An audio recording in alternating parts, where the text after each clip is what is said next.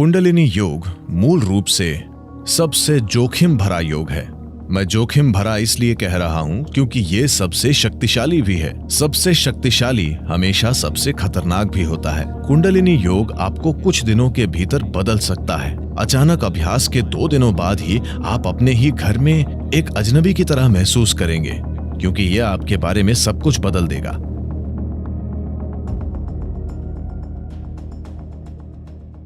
कुंडलिनी क्या है? अभी मैं बोल रहा हूं, ये कुंडलिनी है। आप सतर्क हैं और सुन रहे हैं। अगर आप सतर्क होकर सुन रहे हैं, That is Kundalini. ये कुंडलिनी है। एक फूल खिल रहा है, वो कुंडलिनी है। एक कुत्ता भौंक रहा है, वो भी कुंडलिनी है। या दूसरे शब्दों में, अस्तित्व की मौलिक जीवन शक्ति को हम कुंडलिनी कहते हैं।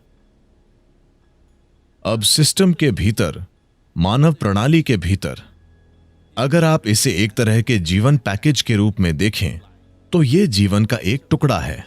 जीवन का यह टुकड़ा एक खास तरीके से इस ऊर्जा की परतों के साथ पैक किया गया है। ऊर्जा का एक आयाम तुरंत जीवित हो जाता है क्योंकि यह आपके अस्तित्व की प्रक्रिया के लिए जरूरी है।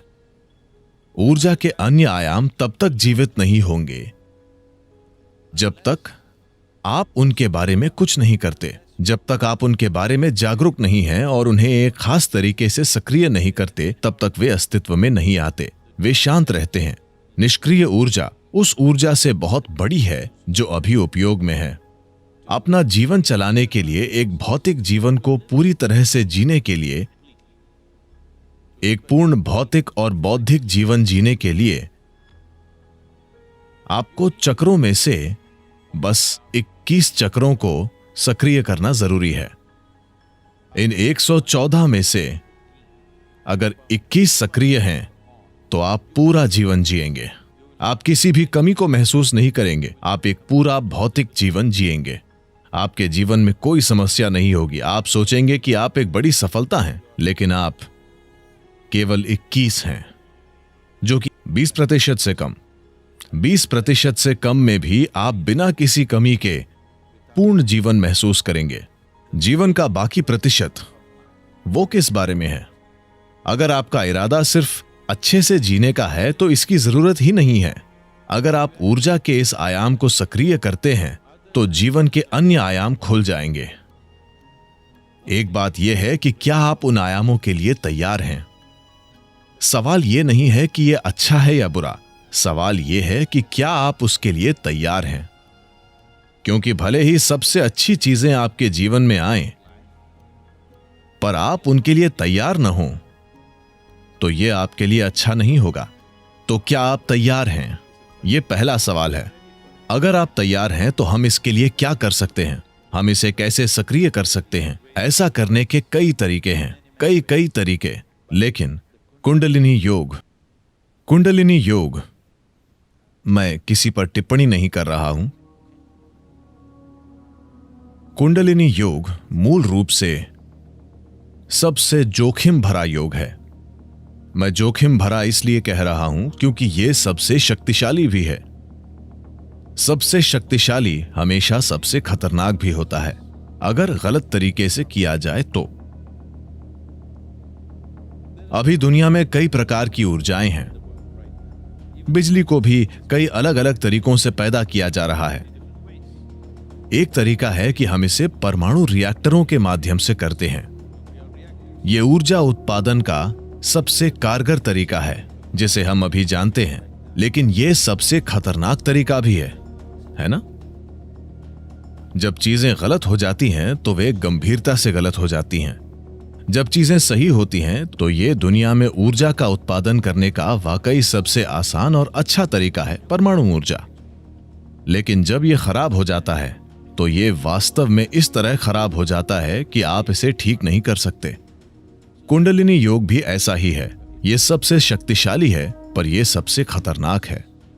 जरूरी तैयारी और मार्गदर्शन के बिना, विशेषज्ञ मार्गदर्शन, निरंतर मार्गदर्शन और देखरेख के बिना किसी को कभी इसका प्रयास नहीं करना चाहिए। पर समस्या यह है कि इस पर किताबें लिखी गई हैं और सभी उच्चतम योग करना चाहते हैं। कोई भी ए से शुरू नहीं करना चाहता। सब जी के साथ वर्णमाला शुरू करना चाहते हैं। यह रवैया अपने आप में ही खतरनाक है। जो शक्ति जीवन में परिवर्तन ला सकती है वो जीवन का विनाश कर सकती है, सिर्फ इसलिए कि जरूरी प्रतिबद्धता, समर्पण, ध्यान और समझ के बिना इसे किया जा रहा है। कुंडलिनी ऊपर उठने से, अगर कुंडलिनी ऊपर उठती है तो आपके जीवन के आयाम इतनी तेजी से बदलेंगे कि आपको बाहर भी जल्दी बदलाव लाने के लिए तैयार होना चाहिए, वरना चीजें बड़े पैमाने पर बिखर जाएंगी। शास्त्रीय यौगिक परंपराओं में हम पारिवारिक स्थितियों में रहने वाले लोगों को एक प्रकार का योग सिखाते हैं। एक अन्य प्रकार का योग है जो हम तपस्वियों को सिखाते हैं। ईशा में हमारे पास दोनों रूप हैं। हमारे पास तप योग है और सामान्य योग भी है। हम आपको तपस्वी योग कभी नहीं सिखाएंगे। यह योग का सबसे शक्तिशाली तरीका है, लेकिन इसमें अनुशासन और फोकस की जरूरत होगी जो आप अपने सामान्य जीवन में नहीं कर पाएंगे। अगर आप उस तरह का योग करते हैं तो यह आपके बाहरी जीवन को तुरंत तोड़ फोड़ देगा। अब यह योग आपके जीवन में जोड़ तोड़ करने के लिए नहीं बनाया गया है, यह आपके जीवन को बेहतर बनाने के लिए बनाया गया है। जब जीवन बेहतर होता है, जब चीजें बेहतर होती हैं, आप अधिक पैसा कमाते हैं, आपका बिजनेस बेहतर हो रहा है, आपका पेशा बेहतर हो रहा है, आमतौर पर दुर्भाग्य से परम की तलाश करने की आपकी लालसा धीमी हो जाती है। हाँ, तो वास्तविक अर्थों में यह तरीका अच्छा नहीं है, पर यह आज की दुनिया में काम करने का एकमात्र तरीका है, और यह एकमात्र तरीका है जो अधिकांश लोगों के लिए कारगर होता है। बहुत कम लोगों के लिए हम इसे अन्य तरीकों से कर सकते हैं। हम इन सभी चीजों को दरकिनार कर सकते हैं और बस बहुत ही शक्तिशाली तरीके से काम कर सकते हैं, पर यह उनके आसपास के सभी सामाजिक ढांचों को खत्म कर देगा जो हर किसी के लिए अच्छा नहीं है। तो ये विभिन्न आयाम हैं। अगर कुंडलिनी योग का अभ्यास करना है तो आपको एक निश्चित प्रकार के वातावरण में होना चाहिए। आप सामाजिक परिस्थितियों में रहकर कुंडलिनी योग नहीं कर सकते, वरना कुंडलिनी योग के नाम पर आप कुछ सरल कर रहे हैं, क्योंकि कुंडलिनी योग आपको कुछ दिनों के भीतर बदल सकता है। अचानक अभ्यास के 2 दिनों बाद ही आप अपने ही घर में एक अजनबी की तरह महसूस करेंगे, क्योंकि यह आपके बारे में सब कुछ बदल देगा। क्या हम कुंडलिनी ऊंचा उठा सकते हैं? हां, हम कर सकते हैं। एक तरीका यह है कि मददगार माहौल बनाया जाए ताकि यह धीरे धीरे बढ़े। दूसरा तरीका इसे इस तरह भड़काना है कि यह जल्दी से बढ़ जाए। अगर यह जल्दी से बढ़ जाती है तो सब कुछ नाटकीय रूप से बदल जाता है। अगर यह धीरे धीरे बढ़ती है तो बदलाव धीरे धीरे होगा। आप समय के साथ बदलाव संभाल पाएंगे। लेकिन अगर यह बहुत जल्दी होता है तो आप बदलाव संभाल नहीं पाएंगे। ऐसा लगेगा जैसे चीजें बिखर रही हैं। तो ऐसा करने के अलग अलग तरीके हैं। कितने तरीके हैं? बहुत सारे तरीके हैं। मैं सभी तरीके नहीं बताऊंगा। ऐसा करने के कई तरीके हैं। मूल रूप से इसे करने के 112 तरीके हैं। 112 तरीके हैं जिनसे आप इसे अपना सकते हैं। आधार से इसके लिए आपको ढांचे को जानना होगा, वरना यह बहुत लंबा हो जाएगा। इन 114 चक्रों में से 7 ऐसे हैं जिन्हें हम 7 आयामों के रूप में पहचानते हैं। इनमें से 6 शरीर के भीतर हैं, 1 भौतिक शरीर के बाहर है।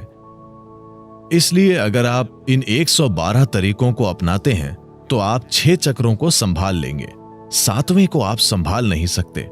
112 तरीके हैं जिनसे आप एक चक्र को प्राप्त कर सकते हैं, जिसे हम आज्ञा कहते हैं। लेकिन आज्ञा से सहस्त्रार तक कोई रास्ता नहीं है।